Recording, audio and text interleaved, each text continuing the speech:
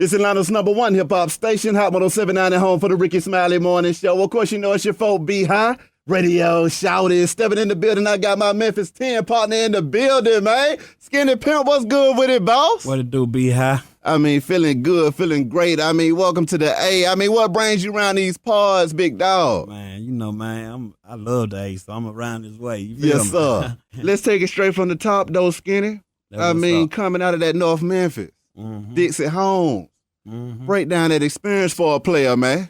Man, well, I was like born right by the alley near Dixie Holmes. You know, we had a house that was in the alley behind Darryl Wells and them house. Yeah. Darryl Wells played drums for Al Green. Mm-hmm. And we was born like right behind his house. Okay. And it was cool, man. Just, it was hard, you know. Mm-hmm. Real North Memphis shit. I can You can't No, you can tell okay, how you feel like. Okay, yeah, real North Memphis shit. Yeah. You know what I'm saying? Live it to know it type shit. Yeah. Yeah. I mean, talk about the music. I mean, how the hell did you get into the game, though? Okay. I used to go to Hearns Junior High. Mm-hmm. Hearns Junior High. And we used to just sit around and beatbox. I used to be when back in the day when people used to beatbox and rap in the lunchroom and all that. And I used to just write my raps, man. To be honest with you, I used to sit behind a real killer in school. I used to sit in the front, and he sit behind me. Yeah. I ain't gonna mention no names of who he is and all that. Yeah. But and we just sit and write raps. Yeah. And you had to come hard. If you went to Hearns Junior High, you had to be hard, or a nigga gonna beat the brakes off. Especially when you walk home from school or get a transfer. You know what I mean? Transfer from another school and you walk home and you go through Smoky City. Yeah. They sitting out there with them Cadillac belt buckles, man, really. Yeah. Yeah.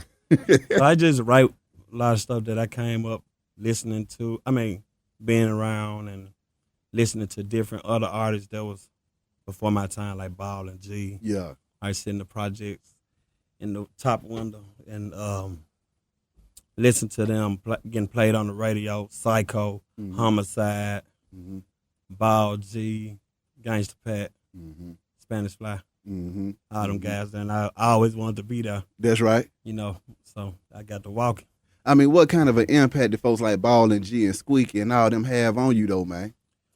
To me, they was like real hot. I never knew what was the biggest you can get in the music business back then, but to me, they was the biggest. Yeah. You know what I mean? So by me being able to get around them, I felt like I had already made it, you know? Yeah. And I did, because like that put me on in Memphis. Yeah. I was so ready to go. It's like Squeaky put me in the room. He was like, y'all ready? Let's write this song here, Looking for the Chewin. So I'm the first guy finished. They still in there writing. I'm like, I'm done. Ready. Yeah. I mean, what was that scene like in Memphis back then, though? I mean, was it a strong hip-hop scene? Because, you know, down here in Atlanta, it was a real booty shake scene going on at that time. It was the underground gangster. Everybody ran about gangster, selling dope, weed, smoking, and it was just gangster, you know what I mean? You know what I'm saying? Before the evil stuff started coming through, they started doing, it was just straight gangster, like, because when I went over to Squeaky house, we was all just hood niggas doing whatever it take to make it, you know, to get it. And we weren't really worried about no money. We were just doing it just because we love it. Yeah. Now, when you speak of DJ Squeeky, man, for those who don't really know who he is, could you explain who the legendary DJ Squeeky is? Squeeky is the first producer I ever heard to make them hard beats with the hi-hats going in and another. Yeah. So everybody really came up off Squeaky's sound. I don't know about Slice T and all them guys, but they were hard too. Yeah. But to me, Squeaky was the first one that had that gangster sound with that bass in it, that snare. Everybody else was doing like some them type of hi-hats, 1/8. Yeah. Squeaky had the 116, the 132, you know what I mean? Yeah. And he was hard. He had that bass. He's had this big-ass speaker in his house. Yeah. That used to have so much bass in it. It just reminds you of Hustle and Flow so much. Yeah. Let's take it to the first album, though, man. Pimps and Robbers. Drop it off. I mean, bangers. What was it like putting that thing together? Pimps and Robbers. That joint was like, I felt like I was like, I felt like I signed my first deal. Yeah. You know what I mean? Because I was with a manager that had owned the club, and we ended up getting with these people at Outlaw and all that. And I think Jazzy Faye and all them guys was around back then. Yeah. He used to come to me singing my raps in my ear and shit. Yeah. You know what I'm saying? So I felt like shit. I was the hottest nigga out back then. I was the Yo Gotti of the city, the young Dolph. You feel me? That's crazy. That's crazy. Yeah. I mean, what was the reception though when you stepped out there at that time? Shit, I didn't really know what to think of it. I was just hot. Yeah, yeah. I was straight out the project, you know. Mm-hmm. So at that time, I wasn't even looking at it like, hey, I'm one of the hottest rappers in Memphis right now. Yeah. You know what I mean? It was just my turn. Everybody had their turn. Everybody got their turn. Yeah. Now, speaking of the club situation, though, I mean, bumping out of that club, how did that influence your career and help you to kind of pipe it up a little bit more in Memphis? The club scene was more like the movie scene. It's like we was just really, it's like I was so hot. I had this song called ABC. Mm-hmm. Whenever I do it, the whole crowd sing it. Yeah. And all my songs, they were singing it. So we had Juicy, Paul, and Squeeky. Mm-hmm. They was the DJs. So to me, Squeeky was the hardest one. Then Paul was like the rookie that was coming in. Yeah. He was hard now, don't get it twisted. But he was like the young one. Yeah. Then Juicy was next to the hardest. Yeah. But everybody had their own area. Like Paul, when he get his music to playing, he had Black Haven and then South Memphis kind of mixed in. Mm-hmm. Juicy had North Memphis. Mm-hmm. And Squeaky had Orange Mound. Mm. So I'm the rapper. I walk around the whole mink on with the dice gang, and you know what I'm saying? I'm just sitting in the club, just hanging out, drinking. Yeah. First thing get started, we finna fight. We finna turn up. You know what I mean? So it just was real hood, man. This shit was hood. Like, yeah. It was something unexplainable. Like Paul said in the interview earlier, mm-hmm.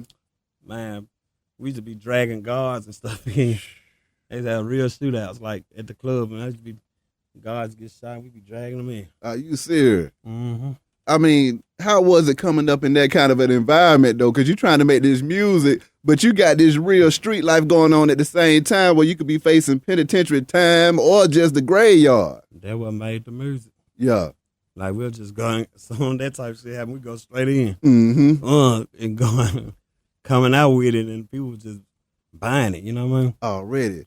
Yeah, we was real into it, like, we was at it. We were going at it. Paul, Juicy, and me. Then we was into it like Squeaky and Zerk now back in the day. But it was some old crazy stuff, but that's the shit we were rapping about. That's right. That shit was real. Cranking out them underground tapes with that boy DJ Squeeky, man. What was that like? Squeaky was like my first producer, man. So none of us knew the business back then. We just were doing it. You know what I mean? Like if Squeaky knew everything he knew now, back then he probably like would have been took off way back in the days. Yeah. Even Paul, they learned the business on down the line, you know what I mean? But nobody really knew the business. Nobody, not even Reggie Boyle or none of the guys really knew it all the way like they supposed to. So we always freestyling, and the first person got wrong in the business. When nobody know the business, and the first time you think somebody done fucked over you ready to go ham. Hell break it loose. Yeah. I mean, linking up with Paul and Juicy, man. Yeah. Talk to me about that. Well, it was a big old club scene one day with me and Squeaky. Mm-hmm. And we had gone to it and all this and that. So there's a lot of stuff happening at the club. You know, I ain't gonna mention all the stuff that happened at the club, but anyway. Yeah. Me and Squeaky was into each other, so I ended up going to my baby mama house. Mm-hmm. And they was like, man, this Skinny, you done did this, you done did that. You know what I'm saying? So I just I laid low and went over to Paul house the next day because Homicide the one hooked me up with Paul. Yeah. A lot of people don't know who Homicide is. That's one of the most gangsters nigga from Westwood. With a name like Homicide, he got to be. Yeah, like, he got the tats everywhere all in the neck. He down there got the same, well, Paul got the same tats. He got like the big bob wearing all that. He was like the big brother. Yeah. So, Sad took me over Paul house, and we ended up going straight in on Squeaky. Yeah. So we went straight in on Squeaky. Mm-hmm. And really, me and Squeaky now were going back and forth at each other. They were dissing us, we were dissing them. This was before the Pac and Biggie stuff. Mm-hmm. And we see each other, we thumping, jacking, whatever happening is happening. It's going down. Whenever we see each other, it's going down right then. Yeah. So that what built us up in Memphis. Like, damn, these niggas really into it. Exactly. You know what I mean? Like Skinner was over here with Squeeky, A-Ball, MJG, Psycho, and Homicide. These niggas hard as fuck. Yeah. And then I ended up leaving, going over here with Power now. Yeah. And then it brought them up. Power was known, but Power and them were like used to just take our songs and put it on their stuff. Mm-hmm. And Juicy put our songs on his stuff, and we were like, man, we're gonna go get them niggas. Man, who this nigga is coming putting our shit out? Yeah. So we went up to Hillcrest looking for Power. We ready to get Power. Yeah. So we found out he was like a young dude, just trying to make it. Yeah. So we were like, oh man. But that was before me and Squeeky got into it. You know what I'm saying? Yeah. But when me and Squeeky and them got into it, we went over Powerhouse the next day, me and Homicide, and we started recording. Yeah. Yeah. And that was once we brought that song. Power was hard. He was like scratching and yeah. Then next thing you know, Juicy come knocking on the door like, damn, add him on the team too then. Mm-hmm. So Juicy ended up coming over and he ended up being in our little clique. Yeah. So it's Squeaky on clique against our clique. So me, Paul, Juicy, Homicide, and Squeaky, Zert, Kilo, Ball and MJG, they wasn't really in it. They were just doing their thing, you know what I mean? Mm-hmm. But we were just going at it. We see each other in the mall, whatever, we were going at it. So that what made the music so gangster and hard, you know what I mean? I mean, classes like King of the Players Ball, man. Yeah, that was way before then. Talk to me about that, man. All right, so Paul and them had their group called Serial Killers. Mm-hmm. And then I think that when he ended up starting 3-6 Mafia. No, Mafia 6. No, not Mafia 6. 6 Mafia. Mm-hmm. And I had Give Me Some Family. That was my clique. Yeah. So we used to do music together, and once we used to do our shit together, I ended up going to Houston for a while. And Paul was working on Mr. Styles, so I was dealing with Rap-A-Lot. I'm like, shit, I'm finna give a Rap-A-Lot. Yeah. You know what I'm saying? Because Rap-A-Lot was the shit, and still is the shit to me. Yeah. I always be the shit. Mm-hmm. So Rap-A-Lot was running stuff with all these. In the South. Yeah. Yeah. So we all grew up with Rap-A-Lot. I used to hang out with this guy named Lil Sid and Lil Sia and Reg. They was like the big boys in the town who ride out the clean whips and stuff. Yeah. And they used to always have a whole collection of Rap-A-Lot music. So we used to jam Rap-A-Lot, Big Mello and Pimp C. But anyway, we used to jam all their music, Gangsta Nip and all them guys. Mm-hmm. And so when I ended up going to Rap-A-Lot, I was happy as hell to be at Rap-A-Lot because I was like, man, I'm finna make it. Yeah. I'm yeah. here. So Do or Die, and it was like right when Do or Die and all them came out. Yeah. And I stood, their line was so long, you know, so I was like, man, I gotta go back to Memphis. So I ended up shooting back to Memphis, and then we ended up doing the King of the Player Ball with Paul. Yeah. Cause I'm gonna sign with my brother, man. This is my family. Sign with him, and I ended up signing with Paul and Juicy. Yeah. And came out with King of the Players Ball. I mean, looking for the Chewin. Y'all ain't no killers. I mean, some bangers and some classics right there, man. Tell me what was it like putting them things together. Look for the Chewin's already a hit. Yeah. Me, Ball, and G, all us had did that, so it was a hit. Yeah. But Paul liked my verse so much, he was like, man, let's do this, John. Oh. Yeah. He made the beat all, bam, we went from there. Yeah. Yeah. Mm-hmm.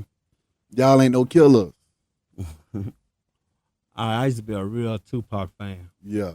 So when I bumped Y'all Ain't No Killers, I used to like the Outlaws. Them my guys, I used to love the Outlaws. Mm-hmm. So I ended up, I wanted that scratch. I said, man, I want this in there. Yeah. Killers by soldiers, got bodies flowing in the river. So I wrote all my whole CD, the whole King of the Players Ball CD. Mm-hmm. I wrote half of it over my auntie Shirley house. Yeah. And I wrote the other half in Houston at my folks' Stan house. Mm-hmm. Stan was like an old guy who had this big ass mansion. He let me move in. And Yeah. like, I want you to make it, you know what I mean? So I was down there kicking with Stan, and Slick was his son, which is a rapper out of Memphis that stayed in Houston. Mm-hmm. So we was gonna sign with Rap-A-Lot and call ourselves S&S.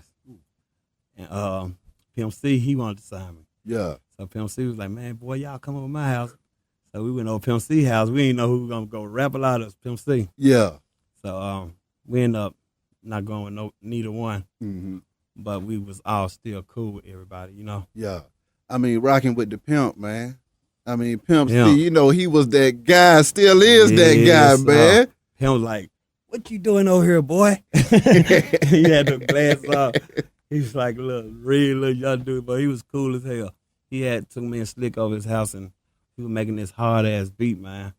And he had his own studio inside this wooden house right in Port Arthur. Yeah.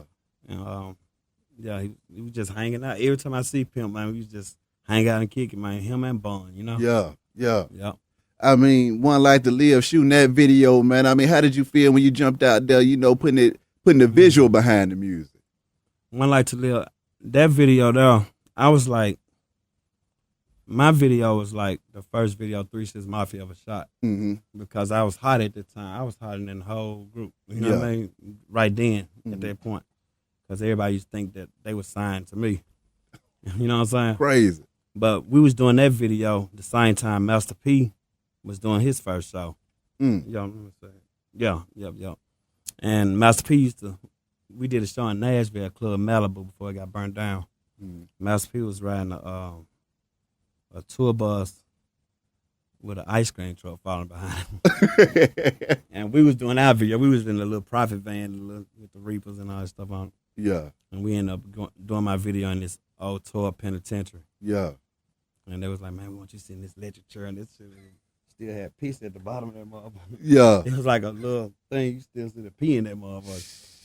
But anyway, we shot the video in the electric chair, and man, it was fun. Yeah. Like, man, my first video. Exactly. I made it.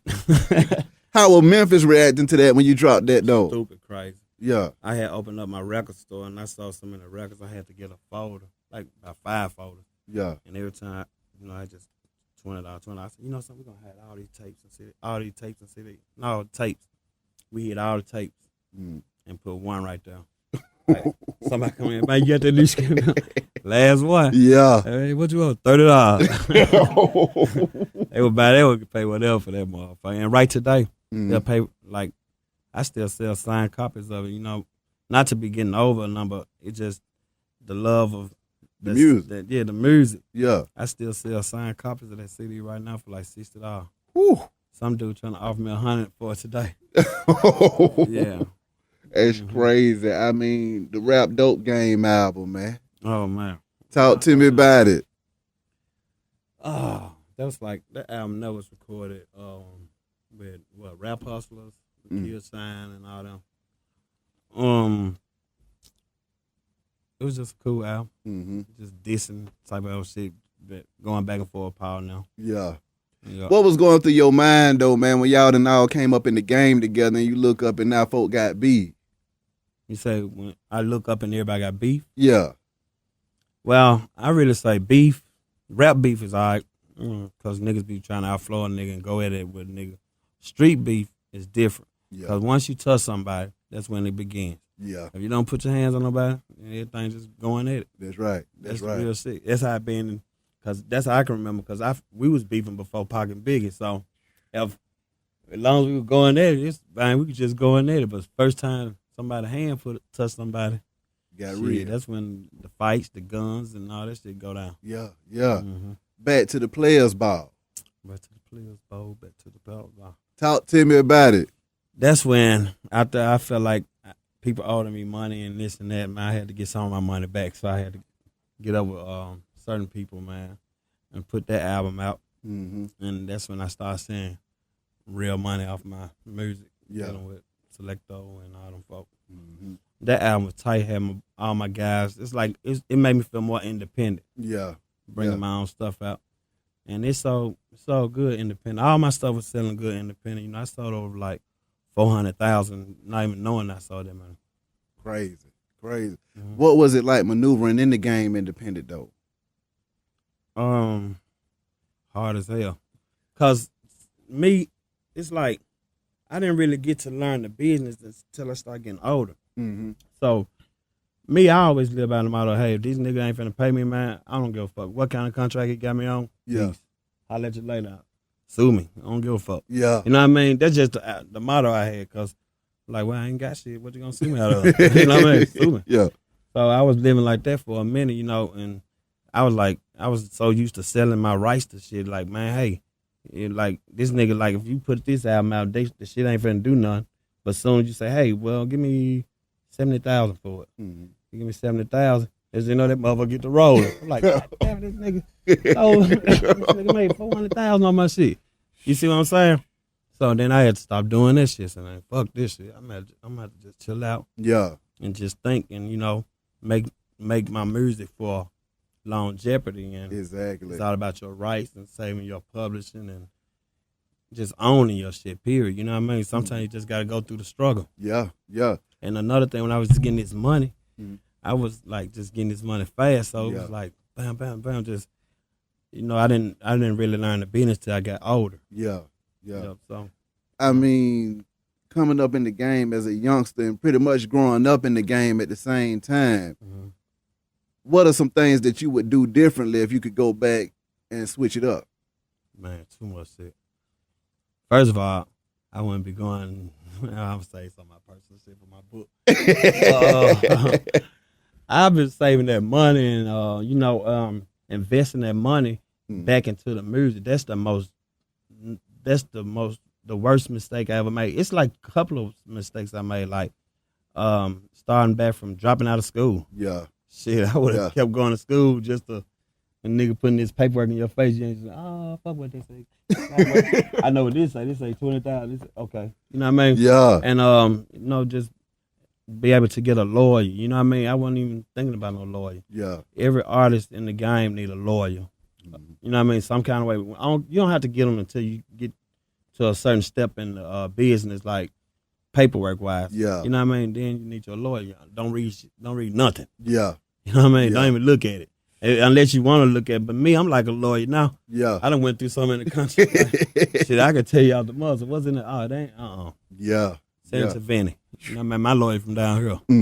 I got Vinny Coolmore. Yes, sir. Send it to Vinny. A lot of folks consider you one of the most influential coming out of the city, man. Tell me, how do you feel about your legacy as far as how you put it down in the end? Man, I feel like I'm a trendsetter, man. Yeah. Everybody might be trying to flow like me. Yeah. You know what I mean? I don't knock them. But I really don't like for a nigga try to rap my style and then don't come fuck with me, though. Don't take off and don't come fuck with me. Now. Yeah. And then you're going to shout me out and say, hey, I'm using this nigga. No, man, man, don't do that. Yeah. I put my son on your ass. You know what I'm saying? Real talk. My son flowing. Yeah, yeah. So a lot of niggas flow, and a lot of niggas don't even know that's where it come from. They just learn it just by listening to everybody else. Yeah, yeah.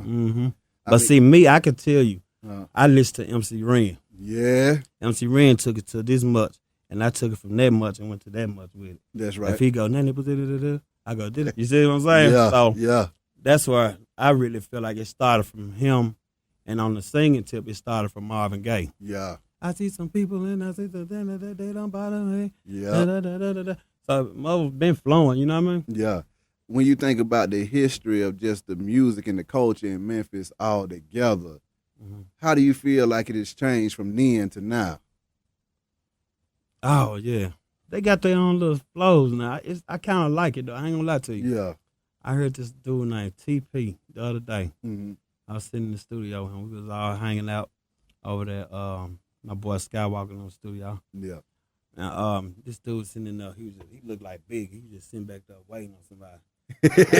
I knew I'm skinny for him. I know I got some flow. Don't get it twisted. I sell free shit to get in your shit. Yeah. But I'm gonna sit back. I ain't finna be no damn food jumping that water. You know what I mean?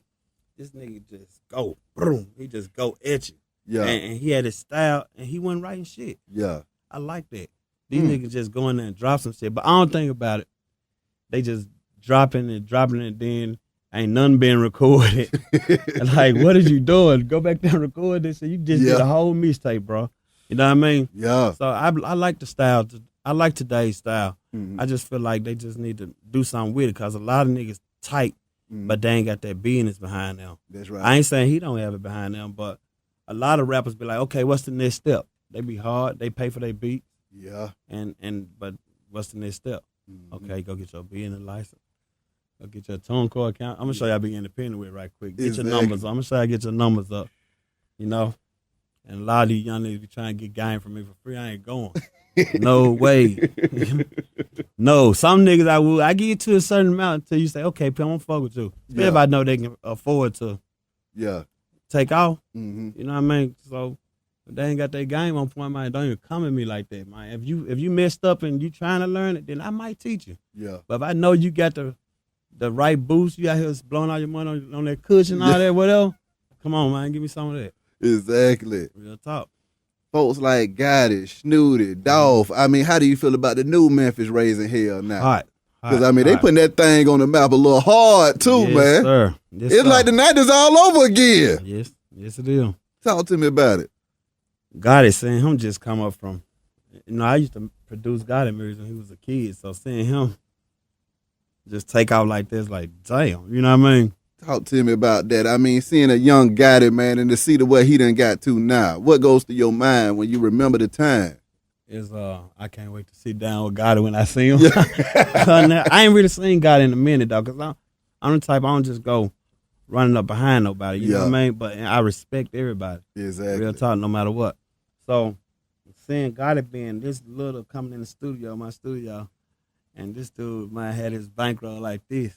At his, like, pulled up in his colors, you know? Yeah. In the 90s, and back in 96. Yeah. Paying for his own studio time.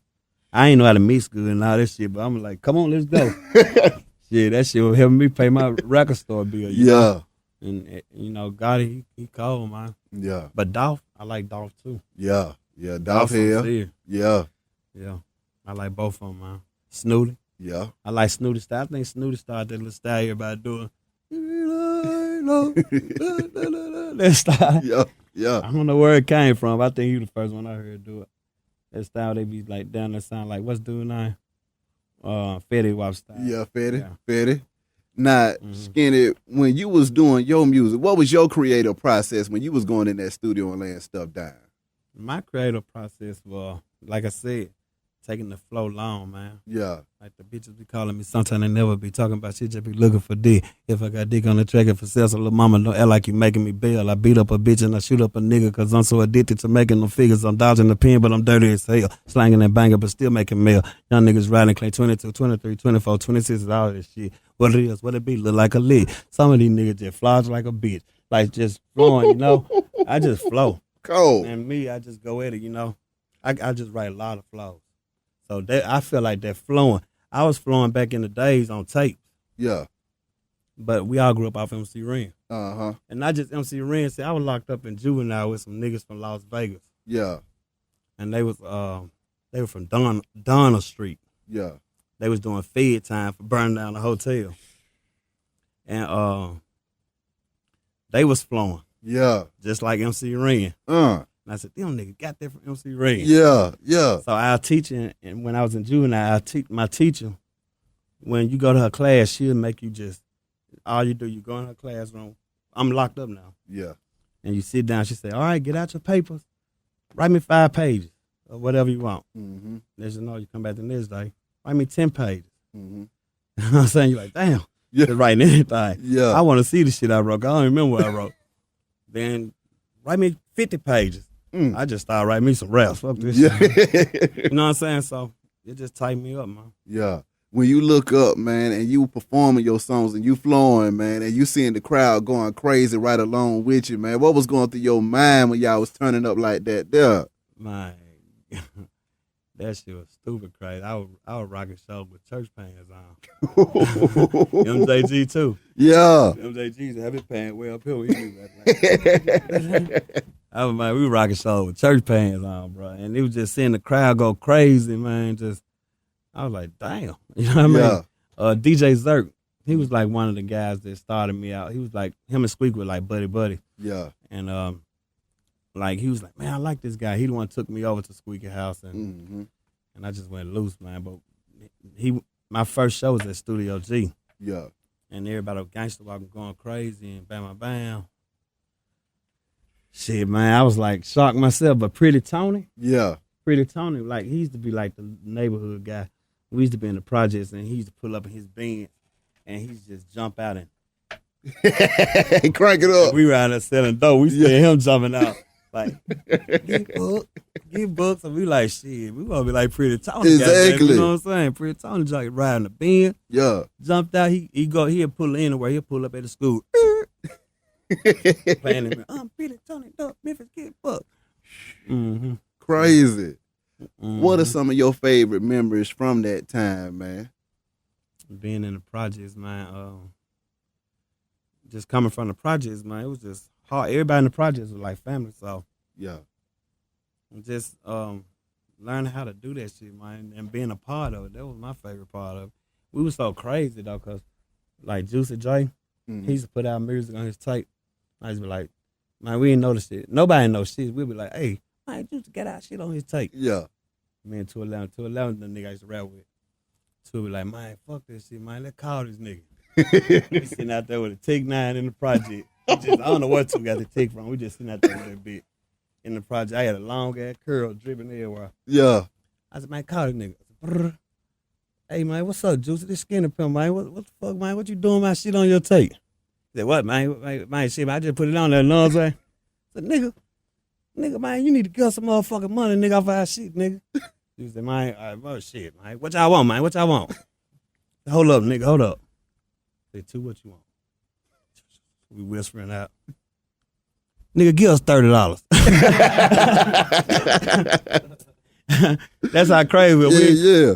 There's the Memphis shit, man. We was just doing it for the love, you know? We didn't know the shit, so, yeah. What was it like being around that many talented folks, though, man? Because, I mean, you saying 8 Ball, MJG, 3 Cent Mafia, Skinny, Pimp, man. I mean, those are some legendary names in the South, period, point blank. And what was it like coming up in the mix with all of y'all being in that thing, just making that music? Man, it's like history. Every time we get together, it's history. Mm-hmm. Simple as that. Al Capone. It's like everybody had their time. Like Gangsta Pat, he had his time. Al Capone had his time. God and them got their time right now. Yeah. I mean, but when everybody come together, yeah, it's like the whole world gonna be like, oh, let's see what they got going. I mean, are folks thinking about trying to get back together like that or what? Has there been talks? I ain't never seen nobody do it unless somebody do it on a sneak tip and just putting niggas on songs. Yeah. Like a Gotti or a Dolph or somebody, they can do it whenever they get ready, you know. Mm-hmm. It's like the young niggas, though, they like kicking with young niggas. And yeah.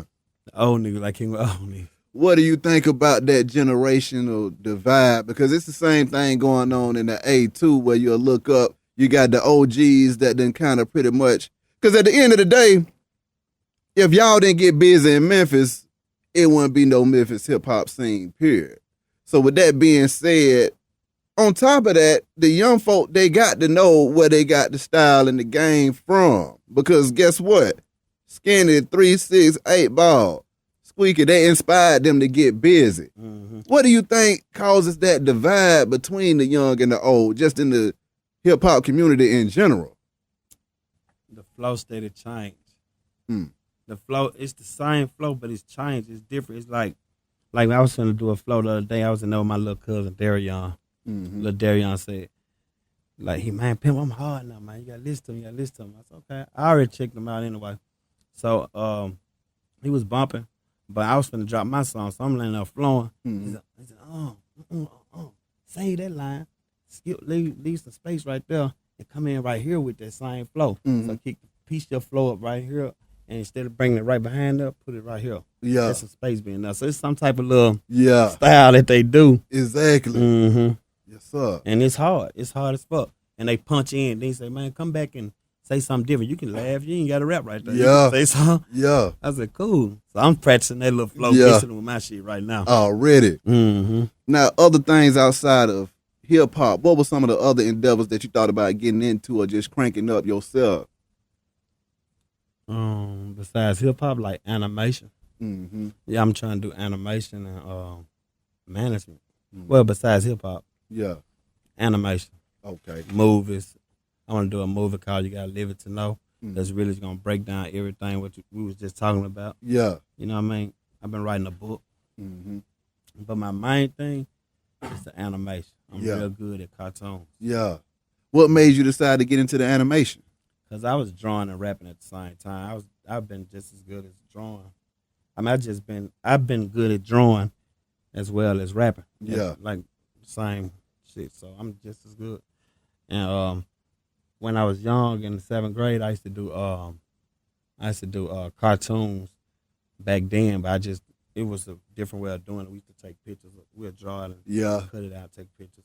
I was in Miss Reberg class. Yeah. And so I always been a hard draw. Now, movies like Hustle and Flow, when you think of yourself as the skinny pimp and then you see that movie come out, how do you feel about that when you see that portraying that portrait that they painted of Memphis with that movie?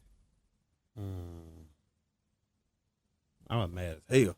Oh, man. Shit. Man, I was ready to beat some ass. Yeah. But really, I didn't know, though. Somebody called me and said, hey, come down to this thing, man. We doing a little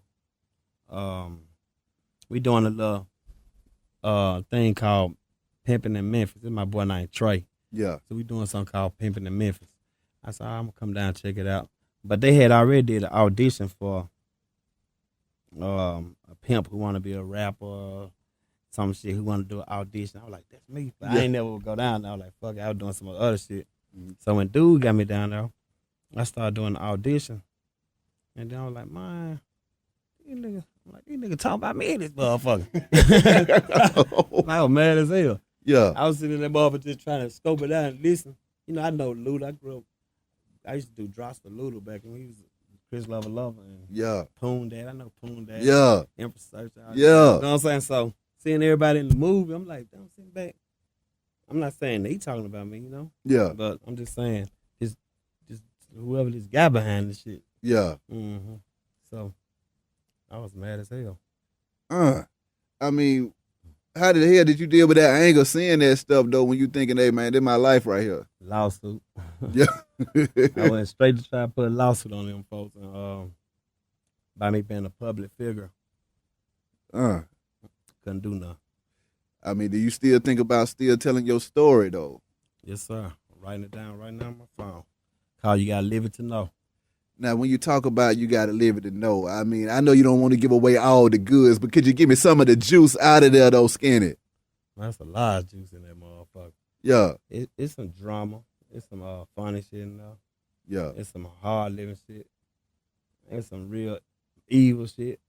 It's some godly stuff. Yeah. It's some of everything. Yeah. You know what I mean? It's just some of everything. But like I said, the part with Juicy and Paul and me and Squeeky and Zerk, and that's one part. Then you got Paul, me getting raised by my granddad and all that growing up. That's one part. Then you got the part with these folks, the hustle and flow scene. That's one part. All kind of. I got a lot of stuff in there. Yeah, yeah. I mean, if you could do it all over again, would you do it all over again, or would you go a whole different route? Different route, but not all of it. Some of it, this is what made me, you feel me? Yeah. So some of it I would, like just the business-wise, the school, stuff like that. Other than that, everything else cool. What's next for you, though, Skinny? And then also that jump, man, with you and 8 Ball and MJG, man, that new banger. Tell me about it.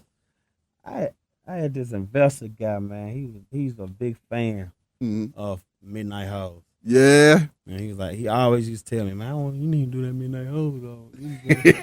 One day I was in Houston, he ended up calling me like, man, I'm finna pay for this motherfucker. You do this motherfucker. So that's crazy. So he like said, come on in, I'm gonna pay for everything. Let's do it. So that's what I did. How do you feel when you got legendary lyrics that got to be sampled and chopped and screwed and everything else and remixed into different songs? If I wasn't getting that money for it, I was feeling like, you niggas sample my shit. But it was like a club, and nobody never knew who it was. Well, not everywhere, but the people who know me, they knew. Yeah. You know, I was mad. I always get mad when people sample my shit and don't pay me. Yeah, yeah. Shit, hell, can't nobody blame you for that. What's next for you, though, Skinny? Animation. Bringing out some new artists. Yeah. Trying to open up some type of family business for my family, because I want to open up some where my family can be like some they can grow up where the other family that's after them can run the same business. You know, keep going. Yeah. That's my main thing. That's right. Some traditional. Already. Anything else you want to get off your chest, though? Yep. Talk to me. Turn the cameras on. I want to give a shout out to my little stubborn ass nephew. Yes, my little nephew, Dre. My little nephew, Dre, and Dingamine. Yeah. Get on your shit. Stop playing. That's right. Yeah, that's about it. And I love y'all, and do not test me that bullshit no more. For real. Learn the business. Already, man. Appreciate you coming through this thing, my dog. Wish you nothing but the best and much success. Right. Be High Radio Shout. It's Hot 107.9, man. Let's go.